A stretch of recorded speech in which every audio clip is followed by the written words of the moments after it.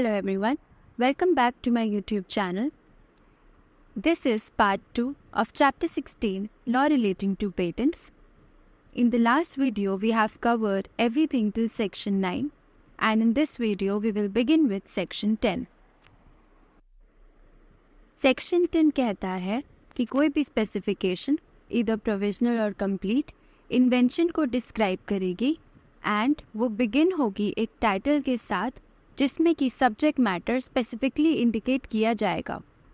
Every complete specification is required to first is fully and particularly describe the invention and its operation or use and the method by which it is to be performed. Complete specification में invention को पूरी तरह से describe किया जाता है like कैसे वो काम करेगी, उसका मेथड, कैसे आप उसको यूज़ करोगे, etcetera. For example, washing machine की इन्वेंशन के लिए कंप्लीट स्पेसिफिकेशन में बताया जाएगा कि मशीन का मैकेनिज़्म क्या है, कैसे वो कपड़ों को वॉश करेगी and other similar features like this.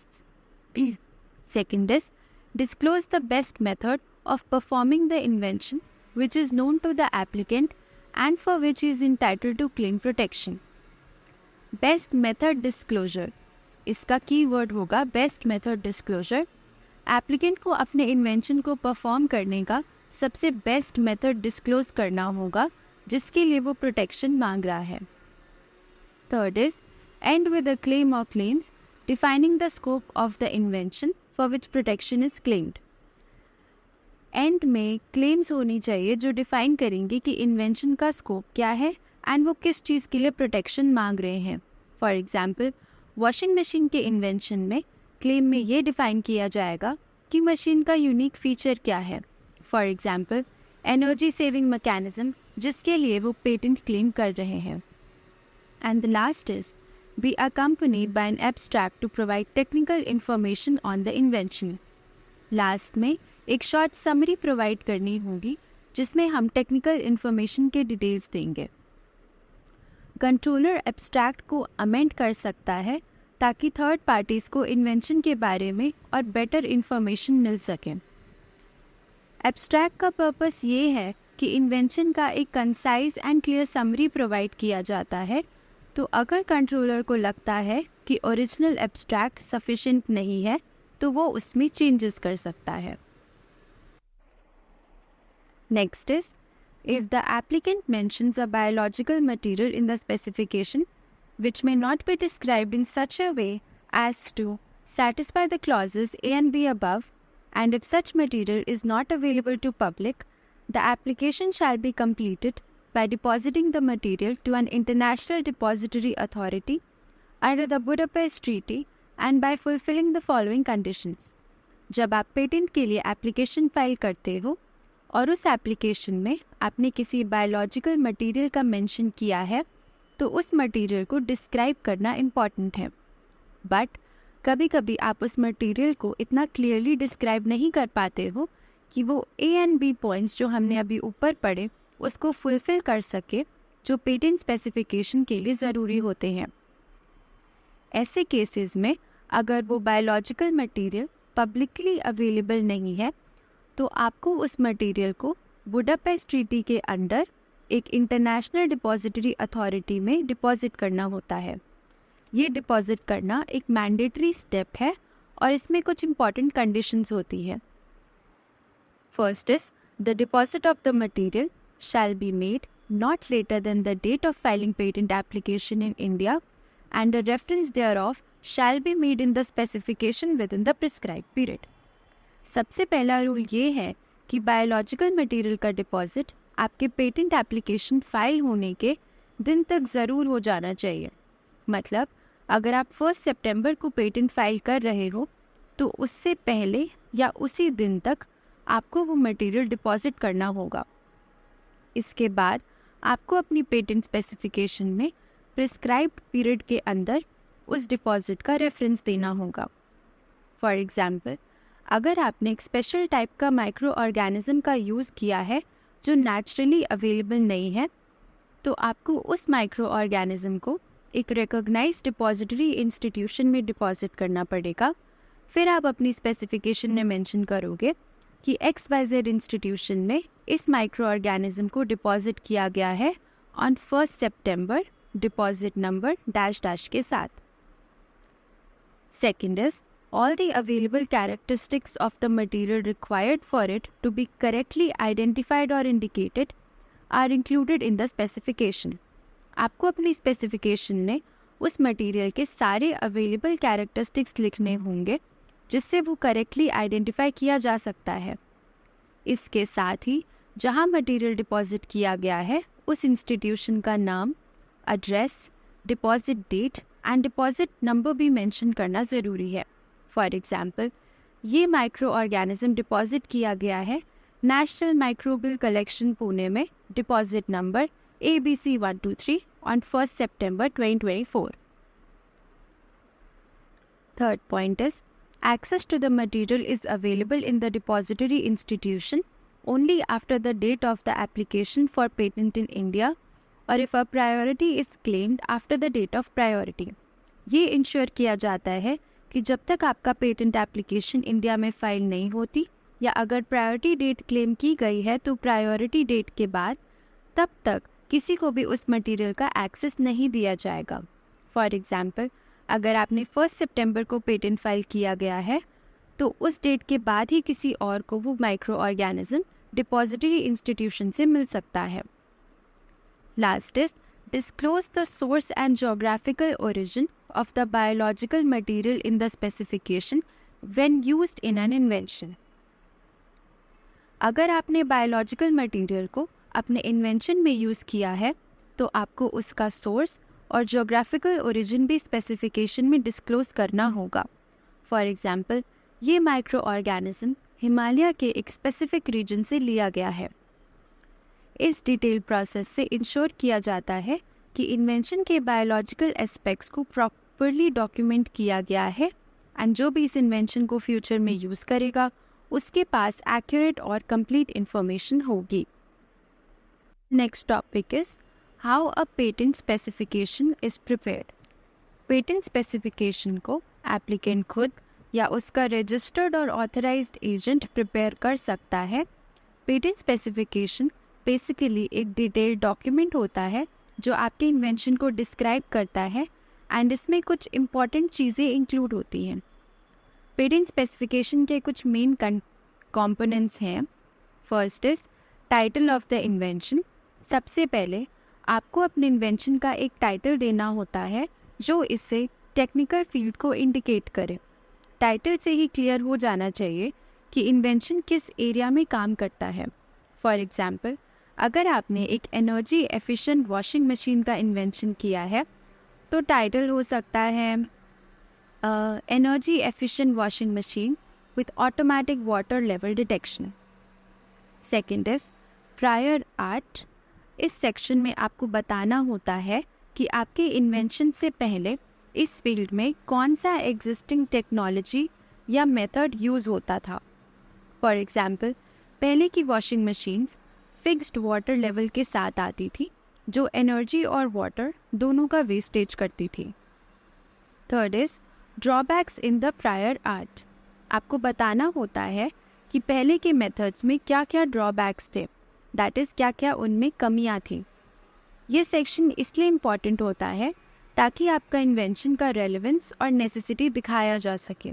For example, पहले के मॉडल्स में वाटर और एनर्जी का काफ़ी वेस्टेज होता था क्योंकि आपको वाटर लेवल मैनुअली सेट करना पड़ता था जो कि हर लोड के लिए डिफरेंट होता है. Fourth is solution provided by the inventor. इस सेक्शन में आपको एक्सप्लेन करना होता है कि आपका इन्वेंशन कैसे पहले के ड्रॉबैक्स को सॉल्व करता है. फॉर एग्जाम्पल, आपने एक सेंसर बेस्ड सिस्टम डेवलप किया जो वॉशिंग मशीन के ड्रम में क्लोथ लोड के हिसाब से वाटर लेवल को ऑटोमेटिकली एडजस्ट करता है जिससे एनर्जी और वाटर एफिशिएंसी दोनों इम्प्रूव होती है. Fifth point is description of the invention and it's usefulness. यहाँ आपको अपने इन्वेंशन का कंसाइज डिस्क्रिप्शन देना होता है but it should be sufficient कि कोई भी स्किल्ड पर्सन उसको समझ सके और यूज़ कर सके. फॉर एग्जाम्पल, इस वॉशिंग मशीन में एक माइक्रो कंट्रोलर बेस्ड सिस्टम है जो क्लॉथ का वेट डिटेक्ट करता है एंड उसके अकॉर्डिंग वाटर लेवल और वॉशिंग साइकिल को ऑप्टिमाइज करता है। Sixth is drawings if any. अगर आपके इन्वेंशन के लिए कोई डायग्राम्स या ड्राइंग्स ज़रूरी है तो वो यहाँ इंक्लूड की जाती हैं। Seventh is best method of working. आपको बेस्ट मेथड बताना होता है जिससे आपका इन्वेंशन इफ़ेक्टिवली काम करे। ये आपके इन्वेंशन को कैसे इम्प्लीमेंट किया जाए उसका प्रैक्टिकल एस्पेक्ट कवर करता है।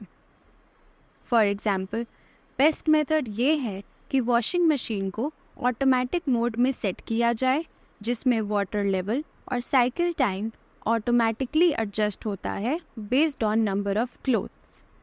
लास्ट इज क्लेम्स, और फाइनली कंप्लीट स्पेसिफिकेशन में कम से कम एक क्लेम या स्टेटमेंट ऑफ क्लेम्स होना चाहिए जो आपके इन्वेंशन के स्कोप को डिफाइन करे जिसके लिए आप प्रोटेक्शन चाहते हैं।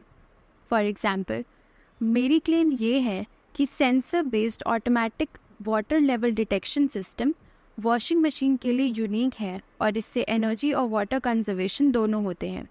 ये सारे एलिमेंट्स मिलकर एक पेटेंट स्पेसिफिकेशन बनाते हैं जो आपके इन्वेंशन को लीगली प्रोटेक्ट करता है और इसके यूनिक एस्पेक्ट्स को हाईलाइट करता है। The next topic is section 11A. When is an application for patent published?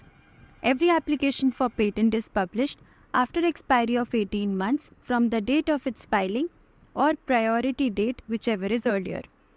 Her patent application को उसके फाइलिंग डेट या प्रायोरिटी डेट जो भी पहले थी उसके 18 मंथ्स बाद पब्लिश किया जाता है।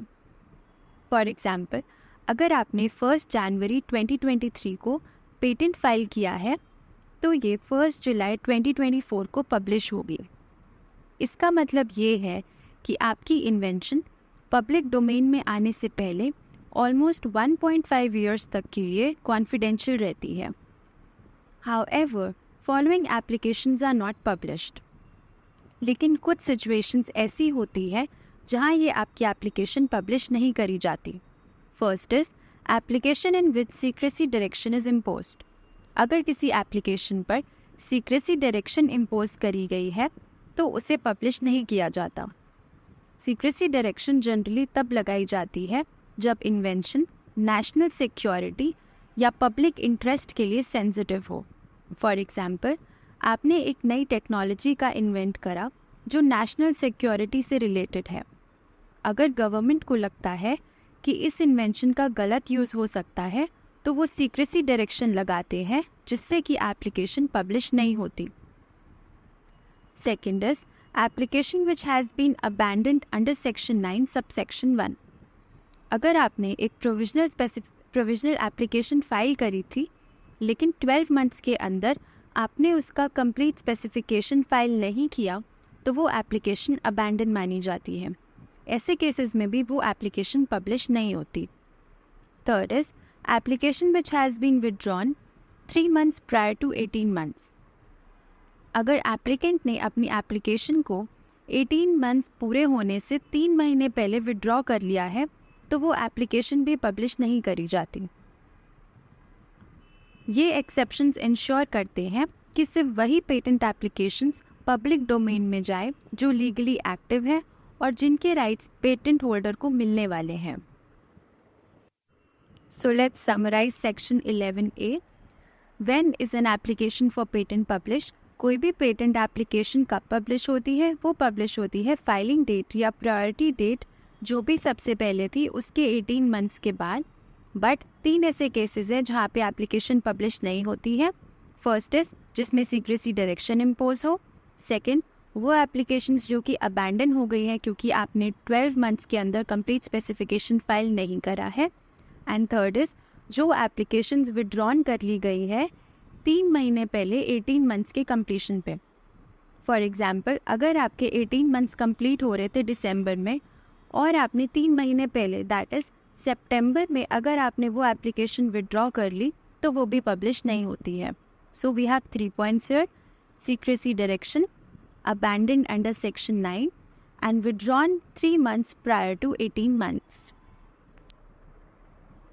Next is section 11B. Request for examination. Section 11b provides that no application for patent shall be examined unless the applicant or any other interested person makes a request in the prescribed manner for such examination within the prescribed period. Section 11b कहता है कि किसी भी patent application को तब तक examine नहीं किया जाएगा जब तक एप्लीकेंट या कोई दूसरा इंटरेस्टेड पर्सन प्रिस्क्राइब्ड पीरियड के अंदर एग्जामिनेशन के लिए रिक्वेस्ट ना करे। ये रिक्वेस्ट एक स्पेसिफिक टाइम फ्रेम के अंदर होनी चाहिए। वो टाइम फ्रेम प्रिस्क्राइब्ड है रूल्स के अंदर जो कि हमारे कोर्स में नहीं है। जैसे अगर आपने कोई पेटेंट फाइल किया है तो आपको या किसी इंटरेस्टेड पार्टी को टाइमली एग्जामिनेशन की रिक्वेस्ट करनी होगी। इन केस द एप्लीकेंट और any interested person does not make a request for examination of the application for a patent within the specified period, the application shall be treated as withdrawn by the applicant. अगर ऐसा नहीं होता है तो आपकी application को withdrawn मान लिया जाएगा, मतलब उसको आगे प्रोसेस नहीं किया जाएगा। And in case a secrecy direction has been issued under Section 35, the request for examination may be made within the prescribed period from the date of revocation of the secrecy direction. एक important point ये है कि अगर secrecy direction imposed है under section 35 तो examination request तभी की जा सकती है जब वो secrecy direction रिवोक हो जाए और उसके बाद आपको प्रिस्क्राइब पीरियड के अंदर रिक्वेस्ट फाइल करनी होती है। Let's understand this with an example. Suppose आपने 2023 में एक पेटेंट एप्लीकेशन फाइल किया। अगर आप या कोई दूसरा इंटरेस्टेड पार्टी उस स्पेसिफिक पीरियड के अंदर, जो कि 4 इयर्स है, एग्जामिनेशन की रिक्वेस्ट नहीं करता है तो आपकी एप्लीकेशन को ऑटोमेटिकली विड्रॉन मान ली जाएगी। लेकिन अगर आपको लगता है कि अब आपको इन्वेंशन के लिए पेटेंट नहीं चाहिए तो आप एग्जामिनेशन रिक्वेस्ट करने से पहले ही एप्लीकेशन को विड्रॉ कर सकते हैं। ये प्रोसीजर इंश्योर करता है कि सिर्फ वही एप्लीकेशंस आगे प्रोसेस हुए जो जेन्युइनली इंटरेस्टेड है पेटेंट ऑब्टेन करने में, ताकि हम अननेसेसरी डिले को अवॉइड कर सकें। So let's summarise section 11b। Section 11b कहता है कि पेटेंट एप्लीकेशन तब तक एग्जामिन नहीं होती जब तक एक स्पेसिफाइड पीरियड के अंदर एग्जामिनेशन के लिए रिक्वेस्ट ना की जाए। अगर ये रिक्वेस्ट टाइम पर नहीं की गई तो एप्लीकेशन को विड्रॉन मान लिया जाता है और एप्लीकेंट ग्रांट होने से पहले अपनी एप्लीकेशन को वॉलेंट्री विड्रॉ भी कर सकता है।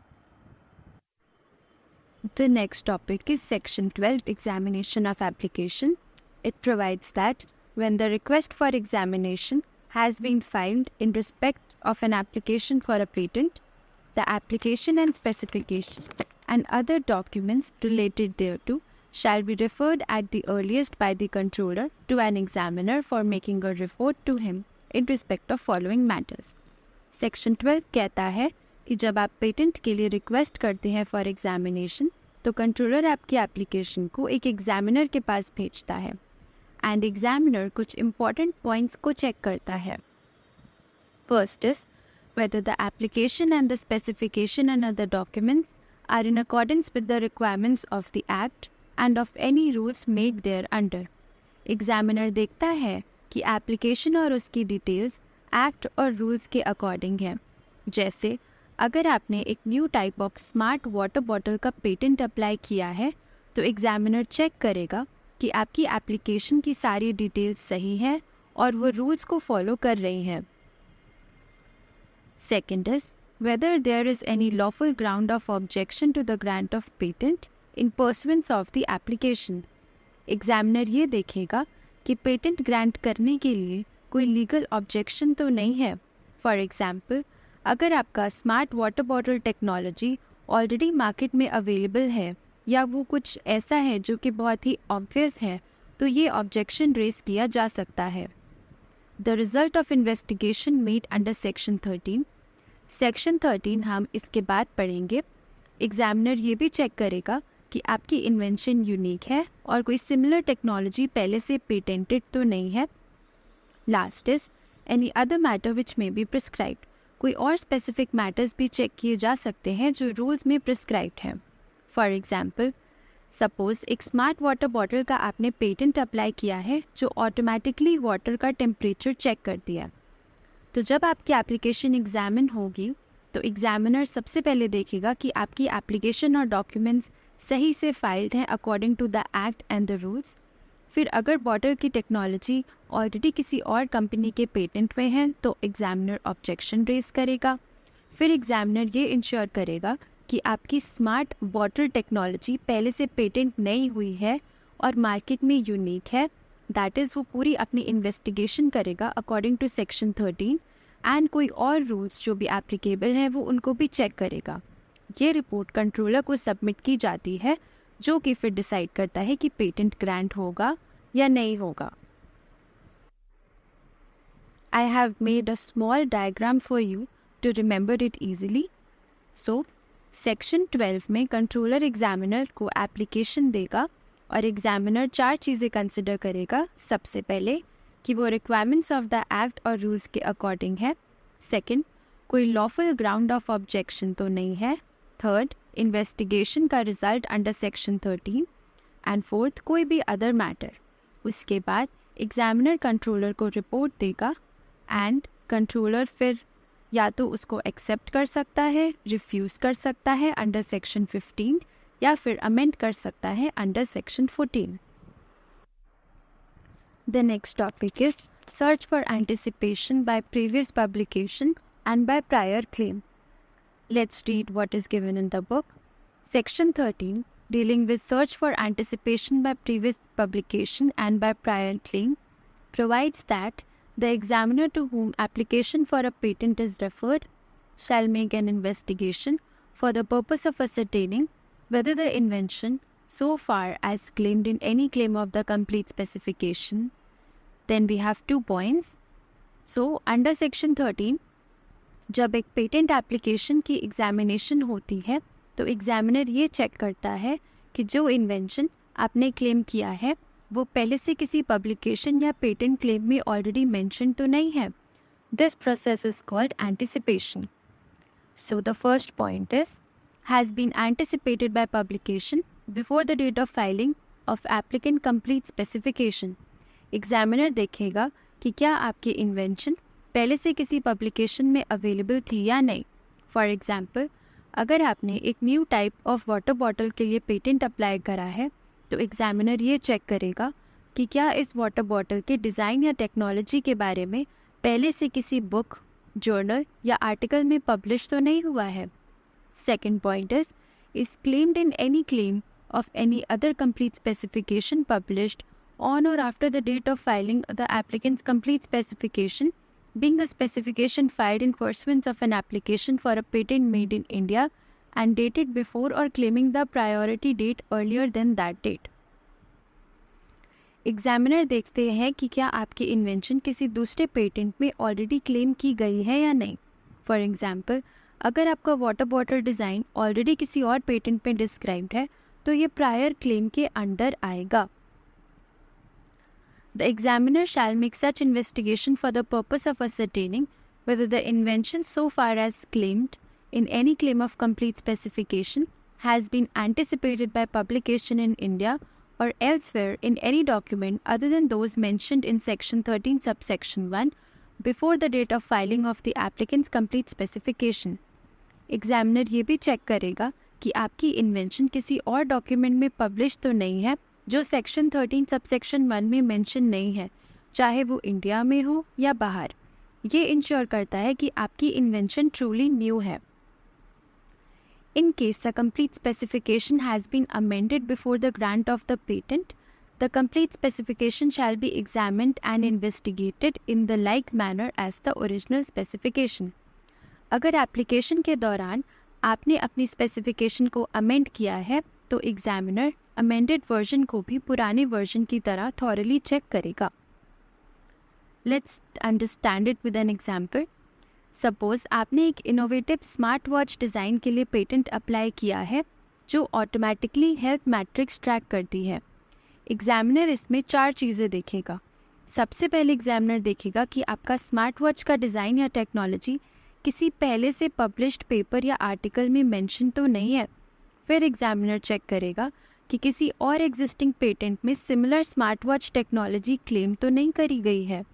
उसके बाद एग्जामिनर इंश्योर करेगा कि आपकी इन्वेंशन किसी और सोर्स में मेंशन नहीं है जो सेक्शन 13 सबसेक्शन 1 के क्राइटेरिया के बाहर है। एंड लास्ट, अगर एप्लीकेशन के पीरियड में आपने डिज़ाइन में कुछ चेंजेस किए हैं तो एग्जामिनर नए चेंजेस को भी चेक करेगा। इस प्रोसेस से इंश्योर होता है कि आपकी invention truly new and innovative है और किसी टेक्नोलॉजी की डुप्लीकेट नहीं है। So let's summarise this section.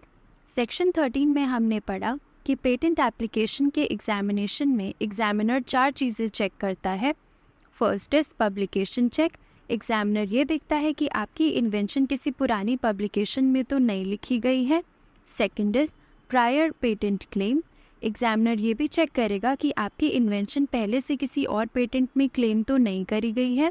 Third is global search.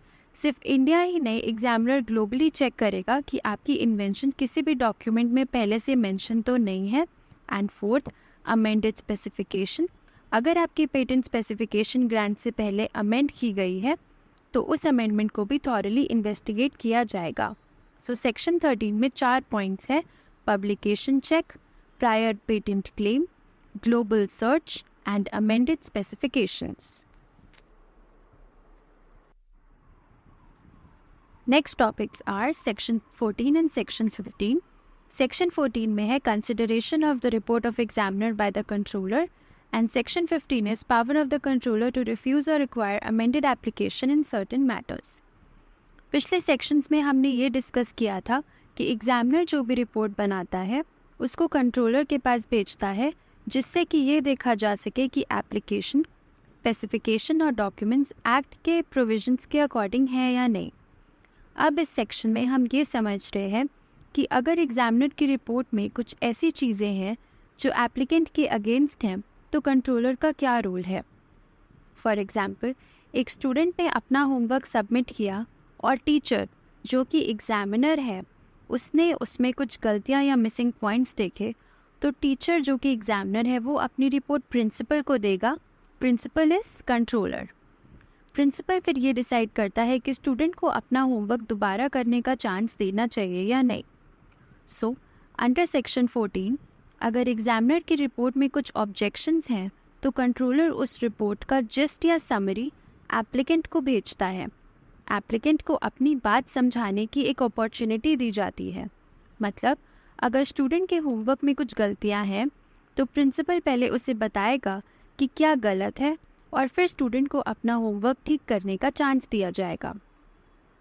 अगर स्टूडेंट अपना होमवर्क दोबारा सही नहीं करता या फिर गाइडलाइंस के अकॉर्डिंग नहीं बनाता तो प्रिंसिपल दैट इज़ कंट्रोलर के पास ये पावर होती है अंडर सेक्शन 15 कि या तो वो होमवर्क रिजेक्ट कर दे या फिर स्टूडेंट से उसे सही से बनाने के लिए बोल दे। इस तरह एग्जामिनर की रिपोर्ट के बाद कंट्रोलर के पास पावर होती है अंडर सेक्शन 15 कि एप्लीकेंट को अमेंडमेंट करने का मौका देने या उसे रिजेक्ट करने की, अगर एक्ट के प्रोविजंस को फॉलो नहीं किया गया है। ये प्रोसेस इंश्योर करता है कि कोई भी पेटेंट एप्लीकेशन बिना प्रॉपर वेरिफिकेशन के एक्सेप्ट या रिजेक्ट ना हो। Now let's summarise all the sections that we have studied. Patent process में जब आप अपनी इन्वेंशन का एप्लीकेशन फाइल करते हो तो इसमें कुछ इंपॉर्टेंट स्टेजेस होती है जो सेक्शन 11A से लेकर सेक्शन 15 तक कवर की गई हैं। ये स्टेजेस इंश्योर करती हैं कि पेटेंट मिलने से पहले हर चीज़ थॉरली चेक हो। First is section 11A, application की पब्लिकेशन। जब आप अपना पेटेंट एप्लीकेशन फाइल करते हो तो उससे 18 मंथ्स बाद पब्लिश किया जाता है ताकि पब्लिक को इस इन्वेंशन के बारे में पता चले। लेकिन कुछ केसेस जैसे सीक्रेसी डायरेक्शन या एप्लीकेशन विड्रॉल पब्लिकेशन नहीं होती है। नेक्स्ट हमने पढ़ा section 11B, request for examination. Publication के बाद अगर आप चाहते हो कि आपकी एप्लीकेशन एग्जामिन हो तो आपको या किसी इंटरेस्टेड पर्सन को एग्जामिनेशन के लिए रिक्वेस्ट फाइल करनी पड़ती है। अगर ये रिक्वेस्ट टाइम पे नहीं की गई तो एप्लीकेशन को विड्रॉन मान लिया जाता है। फिर हमने पढ़ा सेक्शन 12, एप्लीकेशन की एग्जामिनेशन। एग्जामिनेशन रिक्वेस्ट मिलने के बाद कंट्रोलर आपकी एप्लीकेशन को एग्जामिनर को रेफ़र करता है। ये एग्जामिनर चेक करता है कि आपकी एप्लीकेशन, स्पेसिफिकेशन और बाकी डॉक्यूमेंट्स एक्ट और रूल के हिसाब से हैं या नहीं। फिर हमने पढ़ा था section 13, search for anticipation. Examiner investigation करता है कि आपका इन्वेंशन पहले से किसी पब्लिश डॉक्यूमेंट में मेंशन तो नहीं है। अगर ऐसा होता है तो पेटेंट ग्रांट होने में प्रॉब्लम आ सकती है। फिर था सेक्शन 14, एग्जामिनर की रिपोर्ट को कंट्रोलर कंसिडर करता है। अगर एग्जामिनर की रिपोर्ट में कुछ इश्यूज निकलते हैं तो कंट्रोलर एप्लीकेंट को वो इशू बताकर उन्हें सॉल्व करने का एक अपॉर्चुनिटी देता है। अगर इश्यूज सॉल्व नहीं होते हैं तो आगे के स्टेप्स पे इम्पैक्ट पड़ता है। लास्ट सेक्शन 15, कंट्रोलर के पास पावर है एप्लीकेशन को रिफ्यूज़ या अमेंड करने की। अगर कंट्रोलर को लगता है कि एप्लीकेशन या स्पेसिफिकेशन एक्ट के प्रोविजंस के हिसाब से नहीं है तो वो या तो एप्लीकेशन को रिजेक्ट कर सकता है या फिर एप्लीकेंट से चेंजेस करने के लिए कह सकता है। ये सारी स्टेजेस मिलकर इंश्योर करती है कि पेटेंट ग्रांट प्रोसेस में कोई भी लूप होल ना बचे और सिर्फ वैलिड एंड यूनिक इन्वेंशंस को ही पेटेंट मिल सके। That brings us to the end of this video. In the next part, we will dive into the remaining sections, so make sure you don't miss it. If you found this video helpful, please like, comment, share and subscribe to stay updated.